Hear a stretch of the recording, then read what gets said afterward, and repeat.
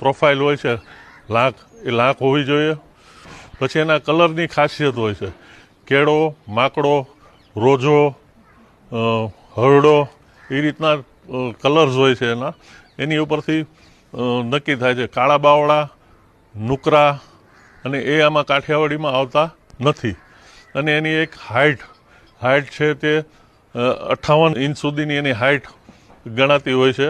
અને પછી એના સોઇલ ઉપર એ બધું એનું જે હોય છે, જ્યાં એનો જન્મ હોય, જ્યાં એનું બ્રીડિંગ થયું હોય, એ સોઇલનો પણ ખૂબ પ્રભાવ એમાં આવે છે. અશ્વ એ શૌર્યનું પ્રતીક છે. અશ્વ એ સર્વકાલીન છે.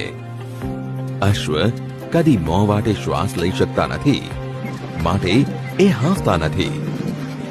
કાઠિયાવાડી અશ્વ અને કાઠી પ્રજા એકમેકના પૂરક ગણાય છે. તેઓ એકમેકમાં ઓતપ્રોત થયેલા જોવા મળે છે. આમે અશ્વની એક વિશેષતા એ છે કે એ માલિકના મનને કળી શકે છે.